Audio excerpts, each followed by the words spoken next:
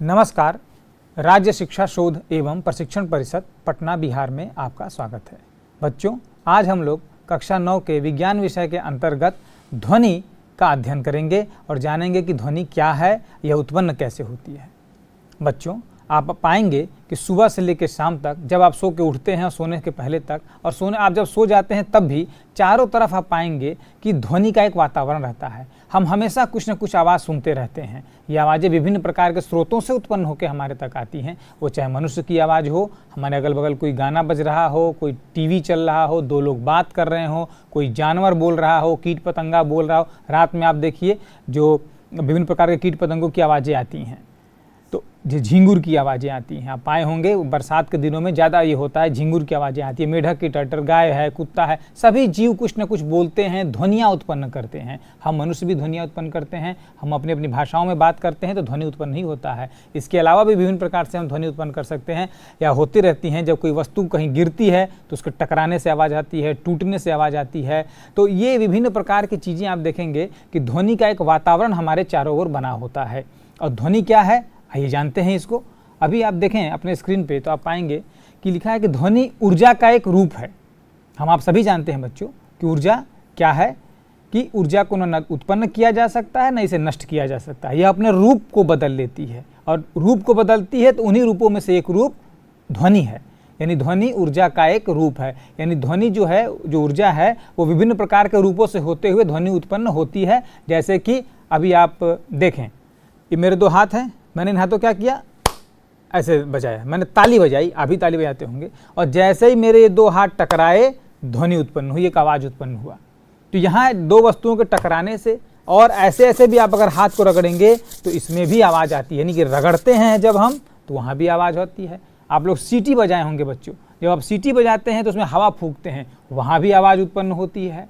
आप जब बोल रहे हैं तो बोलते वक्त भी आवाज़ आ रही है। यानी कहीं ना कहीं आप देखिए, जब भी दो चीज़ों में आप घर्षण करते हैं, उनमें रगड़ उत्पन्न होता है, घर्षण होता है, तो ध्वनि उत्पन्न होती है। यानी जब आप इसको ऐसे हाथों को रगड़ते हैं तो जो गतिज ऊर्जा भी हाथों में हो रही है, ये आपस में रगड़ने से जो घर्षण होता है, घर्षण से ध्वनि उत्पन्न होती है, ध्वनि ऊर्जा उत्पन्न होती है। तो ये आप देखेंगे ये ध्वनि ऊर्जा या ध्वनि जो है विभिन्न प्रकार के स्रोतों से उत्पन्न होते हुए आते हैं। आप देखिए, आपके स्क्रीन पर लिखा है कि जब भी कोई वस्तु कंपन करती है तो वह ध्वनि उत्पन्न करती है।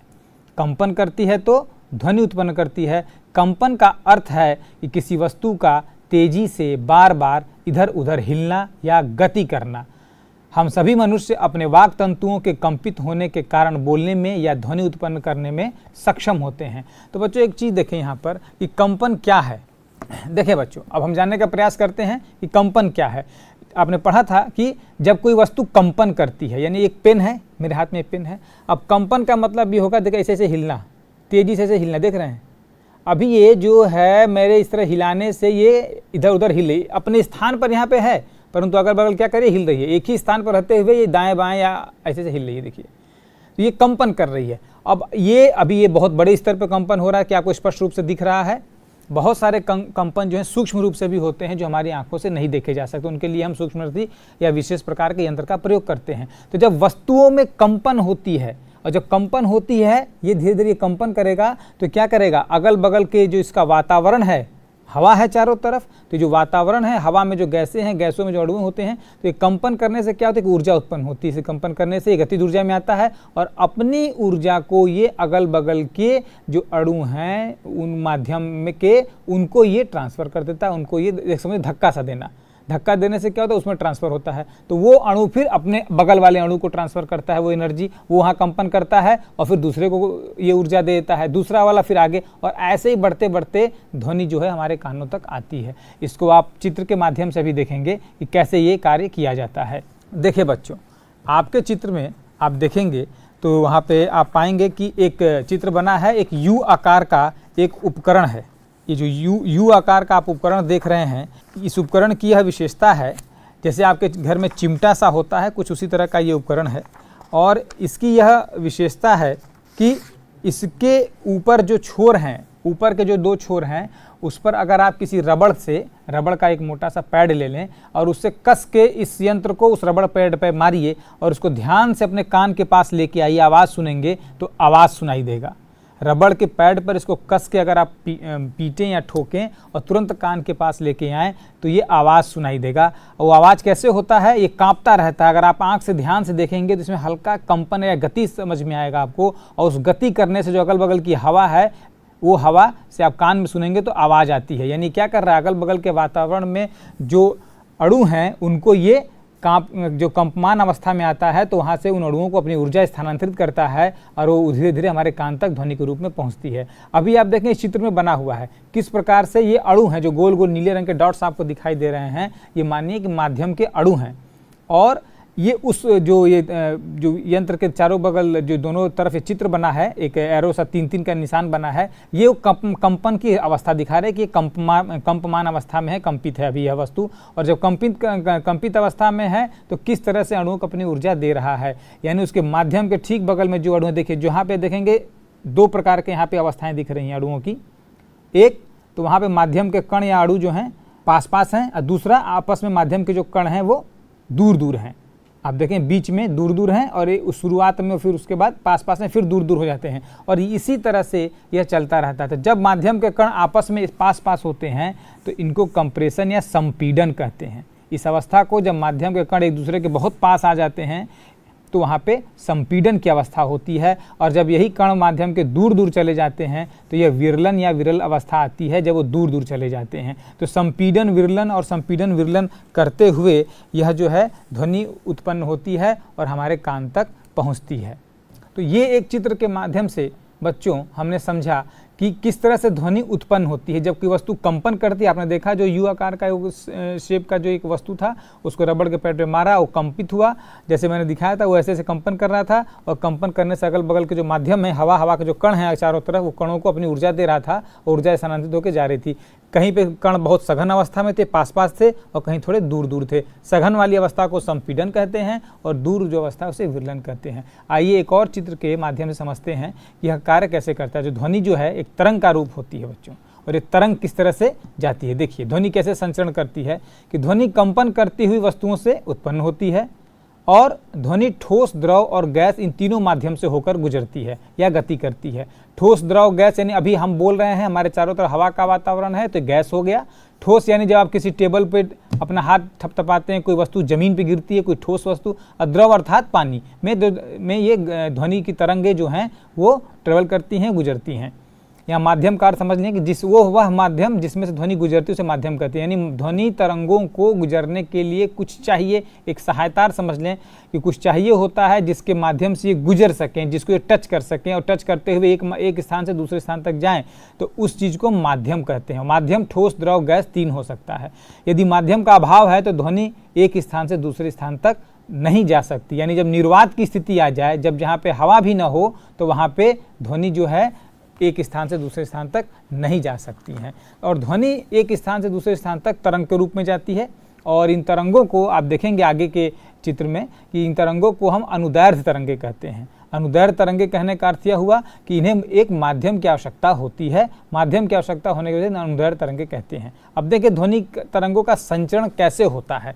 जो अभी पूर्व के चित्र में आपने देखा था वही बात इस चित्र में आप देख रहे हैं कि एक स्रोत दिखाई दे रहा है आपको जो स्पीकर के रूप का है, और स्पीकर से आगे की ओर ध्वनि का संचरण हो रहा है। आपने देखा कि रेयरफैक्शन जो है विरलन की अवस्था और कंप्रेशन संपीडन की अवस्था भी इस चित्र में आप देख पा रहे हैं। तो ध्वनि संचरण कैसे होता है ये आप देखें तो ये आप समझे बच्चों, जब कोई वस्तु कंपन करती है, यानी जब स्पीकर से कोई आवाज़ निकलता है वहाँ कंपन की अवस्था आती है, कंपन करती है, तो यह अपने चारों ओर विद्यमान माध्यम के कणों को कंपमान कर देती है, यानी उनको भी ये कंपन की अवस्था में ला देती है। ये कण कंपमान वस्तु से हमारे कान तक स्वयं गति करके स्वयं गति करके नहीं पहुंचते हैं, यानी एक कण जो सबसे स्पीकर के सबसे पास में है वो खुद हमारे कान तक नहीं आता है। वो क्या करता है कि वह जो कंपमान वस्तु के संपर्क में माध्यम का कण जो आएगा वो अपनी संतुलित अवस्था में रहता है और इधर उधर गति करता है, और इधर उधर गति करते हुए अपने आसपास के जो कण होते हैं उनको वह अपनी ऊर्जा स्थानांतरित करता है, उन पे एक बल लगाता है, और ऐसे करके एक कण से दूसरे कण, तीसरे कण, चौथे कण, माध्यम के एक कण से लेकर दूसरे, तीसरे, चौथे कण तक यह बल ऐसे ऐसे आगे चलता रहता है, और आगे चलते चलते ये हमारे कानों तक आता है।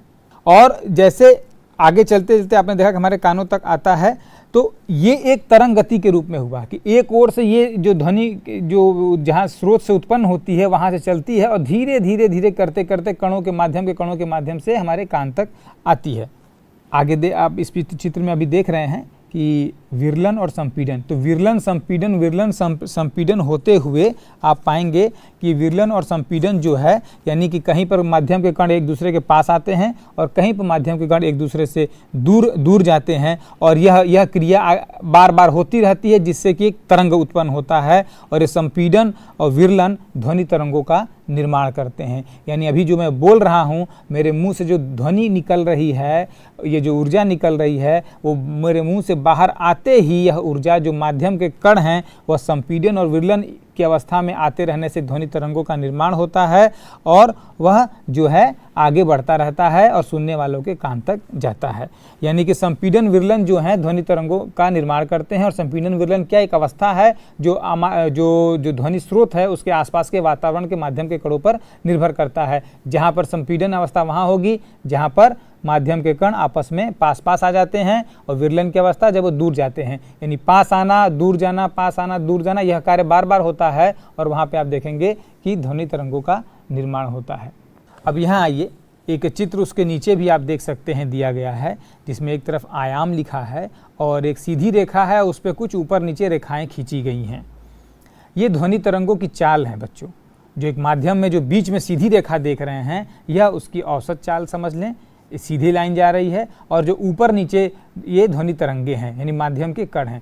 जहां आप देख रहे हैं जो ऊपर का हिस्सा है, जो ऊपर का हिस्सा है लकीर के, जो सीधी लकीर के जो ऊपर का हिस्सा है, वो आप समझें कि वो संपीडन की अवस्था है, वो उच्च दाब का क्षेत्र है, वहाँ पे दाब जो है अधिक है, तो वो ऊपर अवस्था है। और जो नीचे है, लकीर के नीचे की अवस्था आप देख रहे हैं, वह विरलन की अवस्था है। तो ऊपरी अवस्था को श्रृंग या क्रिस्ट बोलते हैं, और निचली अवस्था को टार्फ बोलते हैं या गर्त बोलते हैं। यानी नीचे निम्न दबाव का क्षेत्र है और ऊपर उच्च दाब का क्षेत्र है। तो निम्न दाब से उच्च दाब होते हुए ध्वनि तरंगे चलती हैं, और ये निम्न दाब और उच्च दाब क्या है, जो ठीक ऊपर के चित्र में आप देख रहे हैं, विरलन को निम्न दाब का क्षेत्र बोलते हैं और संपीडन को उच्च दाब का क्षेत्र बोलते हैं। और इस प्रकार आप देखेंगे कि ध्वनि तरंग जो है संपीडन, विरलन यानी माध्यम के कण आगे पीछे तेजी से गति करते हैं, और जब वो माध्यम के कण तेजी से गति करते हैं तो वायु में संपीडन और विरलन की एक श्रेणी बन जाती है, और ये जो श्रेणी बनती है यही तरंगों का रूप लेती है, और ये संपीडन विरलन तरंग का निर्माण करते हैं, और ये आवाज़ जो हैं वो हमारे कान तक आती हैं। तो ये कम घनत्व, अधिक घनत्व, कम घनत्व, अधिक घनत्व कह लें, या निम्न दाब या और उच्च दाब के माध्यम से चलते हुए आवाज़ एक स्थान से दूसरे स्थान तक आती हैं। ध्वनि तरंगे एक स्थान से दूसरे स्थान तक की यात्रा तय करती हैं। और यहाँ आप देख रहे हैं कि बीच में एक शब्द तरंगदैर्घ्य भी दिया गया है। तो तरंगदैर्घ्य क्या है, ये आप देखें कि तरंगदैर्घ्य दो क्रमागत संपीडन या दो क्रमागत विरलनों के मध्य की दूरी है। आप देखें चित्र में दिया गया है, तरंगदैर्घ्य या वेवलेंथ बोलते हैं, जो दो क्रमागत संपीडन यानी जो संपीडन यानी उच्च दाब का क्षेत्र, दो क्रमागत उच्च दाब के क्षेत्र या दो क्रमागत निम्न दाब के क्षेत्र के मध्य की दूरी को तरंगदैर्घ्य कहते हैं। अब इन जो शब्दावलियां आप देख रहे हैं बच्चों, इनसे आप पहली बार परिचय प्राप्त कर रहे होंगे, तो आइए इनके बारे में जानकारी प्राप्त करते हैं। अगले चित्र पे देखते हैं कि आयाम तरंगदैर्घ्य ये क्या है। अब देखें यहाँ पे जो आप देख रहे हैं कि तरंग एक विक्षोभ की अवस्था है। इस चित्र में पहले आपको बताया जा रहा है कि तरंग क्या है। तो तरंग एक विक्षोभ की अवस्था है जो किसी माध्यम से होकर गति करता है। ध्वनि तरंगों को भी एक स्थान से दूसरे स्थान तक गति करने के लिए माध्यम की आवश्यकता होती है, इसलिए इन्हें अनुदैर्घ्य तरंग कहते हैं। ध्वनि तरंग स्रोत से दूर आगे की ओर बढ़ती है। स्रोत से दूर मतलब जहाँ से आवाज़ उत्पन्न हो रहा है वहाँ से आगे की ओर चलती हैं। अब इसमें जो पहला आ रहा है शब्दावली, जो आपने देखा आवृत्ति, ध्वनि तरंगों में एक आप आवृत्ति की नामक शब्द का परिचय पाएंगे। तो आवृत्ति क्या है इसके बारे में आप नीचे पढ़ सकते हैं। किसी एकांक समय में गुजरने वाले संपीड़नों और विरलनों की संख्या को ध्वनि तरंग की आवृत्ति कहते हैं। इसे ग्रीक अक्षर न्यू, जो आप देख रहे हैं ब्रैकेट में करके लिखा गया है, न्यू बोलते हैं। इस आकृति को न्यू से प्रदर्शित करते हैं और आवृत्ति का मात्रक हर्ट्ज होता है। तो बच्चों, आवृत्ति जो हमने अभी देखा स्क्रीन पे था, उसका एक दूसरे अर्थ में भी समझ लें कि आवृत्ति क्या है। आवृत्ति होती है किसी एक घटना के बार बार होने की गति क्या है, यानी कोई एक घटना एक निश्चित समय में कितनी बार घटित होती है, तो ये जो घटना होगी वो उस जो जिस घटना के बारे में हम बात कर रहे हैं उसकी आवृत्ति कही जाएगी। जैसे कि आप कोई टेबल पे किसी डंडे से पीटिए बार बार, और आप देखें कि आप 1 मिनट में कितनी बार उसको पीटते हैं। तो जो 1 मिनट में कितनी बार आपने उस टेबल को उस डंडे से पीटा, ये उसकी 1 मिनट में आवृत्ति आ गई। या कोई ढोल बजाते हैं लोग, आप देखें कि एक निश्चित समय में या 1 सेकंड ले लें या 30 सेकंड ले लें, 1 मिनट ले लें, इतने देर में कितनी बार आप ढोल को पीटते हैं या उस टेबल को आप पीटते हैं, वह आपके द्वारा जो आपने ढोल को पीटा है, उस ढोल के पीटने की आवृत्ति कही जाएगी। यानी कोई घटना एक निश्चित समय में कितनी बार घटित होती है, या उस घटना की आवृत्ति कही जाएगी। तो ये आवृत्ति के बारे में आपने जाना। यहाँ अब आते हैं और संपीड़न देखते हैं। संपीड़न नाम का शब्द आपने वहाँ देखा था, चित्र में था। तो संपीड़न क्या है? वह क्षेत्र जहाँ माध्यम के कण पास पास आ जाते हैं, वह उसे संपीड़न कहते हैं। संपीड़न एक उच्च दाब का क्षेत्र बनता है जहाँ पर माध्यम के कण आपस में पास पा जाते हैं। इसे वक्र के ऊपर के भाग में दिखाया गया है। जो आपने देखा था कि वक्र के ऊपर का हिस्सा जो था वह संपीड़न का अवस्था था।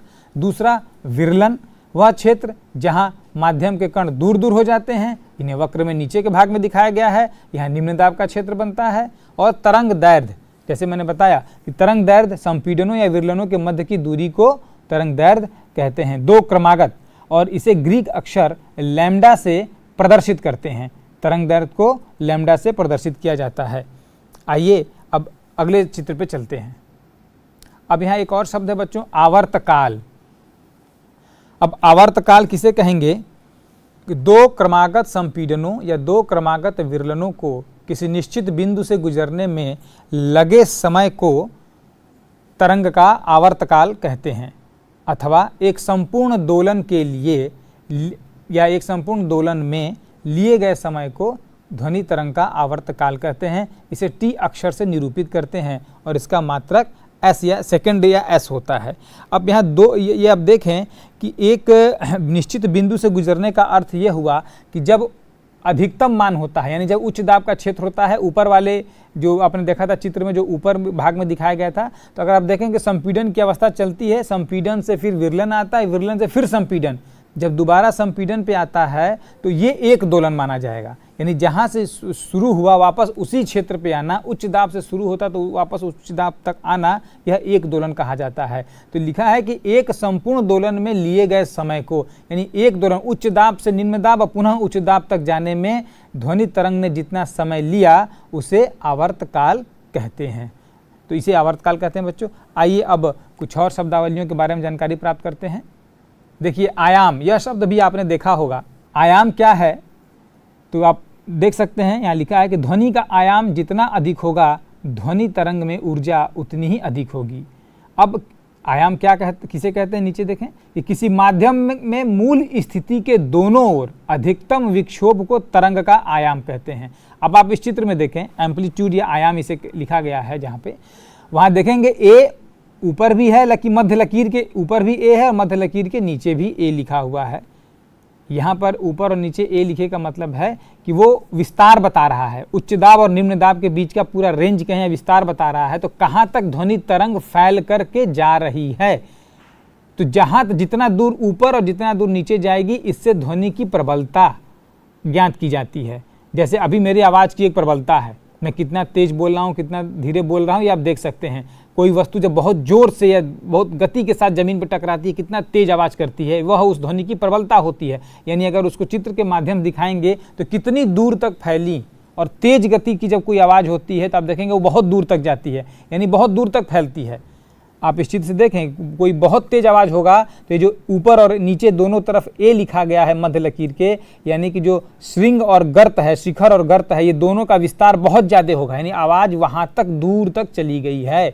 और जितना कम होगा, धीमे गति की आवाज़ होगी वह, और ये पास पास ज़्यादा कम या विस्तृत नहीं हो पाएंगी। ये पूरा कार्य बच्चों ऊर्जा के ऊपर होता है। जितना बल या ऊर्जा है उस ऊर्जा के अनुसार ध्वनि तरंगों का विस्तार होता है। जितना जोर से आप बोलेंगे, यानी उतनी जितनी ऊर्जा आप व्यय करेंगे, खर्च करेंगे, उतना ही तेज ध्वनि निकलेगी, ध्वनि की गति होगी और ध्वनि तरंगे उतनी दूर तक विस्तारित होंगी मूल बिंदु से। यानी जहाँ एक देखें, एक जीरो जहाँ पे दोनों लकीरें आपस में मिल रही हैं, वो जीरो एक मूल बिंदु है। मूल बिंदु के ऊपर और मूल बिंदु के नीचे दोनों तरफ ध्वनि का तरंगों का विस्तार आपको दिखाया जाता है। आयाम या एम्पलीट्यूड को ए से निरूपित करते हैं। इससे किसी ध्वनि की प्रबलता या मृदुता ज्ञात की जाती है। यानी कोई ध्वनि कितना तेज है या कोई ध्वनि कितना मीठा ध्वनि है, मधुर है, इससे आयाम के माध्यम से इसे हम ज्ञात करते हैं।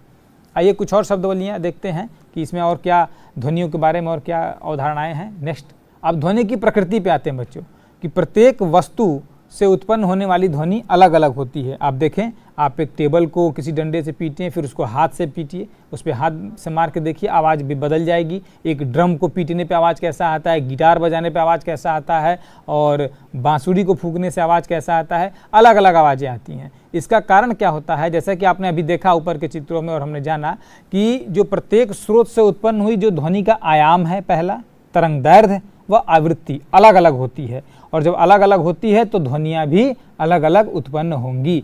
उसी प्रकार आप देखते हैं कि हर एक व्यक्ति की आवाज़ अलग अलग होती है। उसमें यही एक कारण होता है कि जब व्यक्ति बोलता है तो हर व्यक्ति के बोलने का एक तरीका होता है, और तरीके का अर्थ कि उसके वाक तंतु जो होते हैं उस तरह से कंपमान होते हैं कि उसके द्वारा बोली गई ध्वनि, जो उसने जो ध्वनि उच्चारित की है, उस ध्वनि का आयाम, तरंग दैर्घ्य, आवृत्ति सब दूसरे व्यक्ति से अलग अलग होता है। अब हमने जाना कि ठोस ध्वनि जो तरंग जो है ठोस, द्रव और गैस तीनों माध्यम में चलती है। तो अब देखें किसमें तेज चलती है, तो ध्वनि तरंग जो है बच्चों ठोस में सबसे तेज चलती है। ठोस जो भी वस्तु होगी उसमें ध्वनि तरंगें बहुत तेज चलती हैं। द्रव में ठोस माध्यम की तुलना में ये धीरे से गति से चलती है, थोड़ा स्पीड धीरे हो जाती है। और गैस में ये सबसे कम चलती हैं। तो वायु जो गैसीय अवस्था है मानिए, तो वायु में ध्वनि की चाल 343.2 मीटर प्रति सेकंड होता है। यानी एक सेकंड में ध्वनि तरंग जो है 343 मीटर की गति दूरी लगभग तय करेगी। और ये जो दूरी तय करती है एक सेकंड में तय करती है। आप देख सकते हैं कि 343.2 मीटर प्रति सेकंड लगभग यह दूरी तय करेगी एक सेकंड में वायु में। तो जल में क्या होगा, कुछ इससे अधिक होगा, और ठोस में इससे भी अधिक होगा। अब ठोस में भी अलग अलग वस्तुएं होती हैं तो उसमें अलग अलग होता है। ठोस में सबसे तेज इसलिए होता है बच्चों क्योंकि ठोस जो है, ठोस के अणु जो हैं उसके कण आपस में ज़्यादा एक दूसरे के करीब होते हैं। द्रव में एक दूसरे से थोड़ा दूरी ज़्यादा होती है, और गैसीय अवस्था में माध्यम के जो कण हैं और अधिक दूर दूर होते हैं। तो जहाँ के कण आपस में बहुत सघन रूप से पास होते हैं, एकदम नज़दीक होते हैं एक दूसरे के, वहाँ पे ध्वनि तरंगे सबसे तेज चलती हैं। और जहाँ जैसे जैसे कणों के बीच में दूरी बढ़ती जाती है तो ध्वनि तरंगे भी उसी हिसाब से उनकी गति कम होती जाती है। जैसे कि आप देख रहे हैं कि ठोस में सबसे तेज, द्रव में उससे कम, और गैस में सबसे कम होती है। तो इस प्रकार से बच्चों हमने आज जाना कि ध्वनि क्या है और ये कैसे उत्पन्न होती है। हमने जाना कि ध्वनि ऊर्जा का एक रूप है और इसे जो है उत्पन्न किया जा सकता है। कैसे, आपने देखा कि दो वस्तुओं के टकराने से, हवा फूंक के, रगड़ने से ये ध्वनियाँ उत्पन्न होती हैं। और ध्वनि कैसे एक स्थान से दूसरे स्थान तक पहुँचती है यह भी हमने जाना। उस ध्वनि को जो तरंग रूप से ध्वनि चलती है, ध्वनि तरंगों को यांत्रिक तरंगे, और यांत्रिक तरंगों में अनुदैर्घ्य तरंगे के नाम से जाना जाता है। अनुदैर्घ्य तरंगे क्यों कहते हैं इसे, क्योंकि इन्हें चलने के लिए, यानी एक स्थान से दूसरे स्थान तक गति करने के लिए एक माध्यम की आवश्यकता होती है। और माध्यम क्या होता है, जिनके मध्य से होकर ध्वनि तरंगे गुजरती हैं। अब ये माध्यम क्या हो सकते हैं, ठोस, द्रव और गैस हो सकती हैं। हमने यह भी देखा कि ठोस माध्यम में ध्वनि तरंगों की चाल सबसे तेज होती है। और आपने देखा कि वायु में जो गैसीय अवस्था है, वायु में ध्वनि की चाल 343 मीटर प्रति सेकंड होती है। इस प्रकार हमने देखा बच्चों कि ध्वनि एक स्थान से दूसरे स्थान तक जब यात्रा करती है या एक स्थान से पहुंचती है तो क्या क्या उसके पीछे कारण होते हैं, क्या क्या घटनाएं घटित होती हैं। हमने देखा किस तरह से माध्यम के कण एक दूसरे के पास संपीड़न और विरलन की अवस्था में आते हैं, और ध्वनि से संबंधित बहुत सारे तथ्यों को हमने जाना, जिसमें संपीडन, विरलन, गर्त, श्रृंग और तरंग दैर्ध्य, आवर्तकाल, आवृत्ति, इन सब के बारे में हमने आज जानकारी प्राप्त की और इन सब से हो करके हम ध्वनि को समझ सके, ध्वनि के बारे में अपनी अवधारणा स्पष्ट की। तो मुझे उम्मीद है कि आपको ध्वनि का यह अध्याय पसंद आया होगा और आपकी अवधारणा ध्वनि के संबंध में बिल्कुल स्पष्ट हो गई होगी। अभी मैं बोल रहा हूँ तो ध्वनि किस प्रकार से मेरे स्रोत से मैं बोल रहा हूँ तो मेरे मुंह से निकल के आप तक जा रही है, या आपके अगल बगल ध्वनि उत्पन्न होकर आपके कान तक कैसे आ रही है, शायद अब आप समझ गए होंगे। नमस्कार।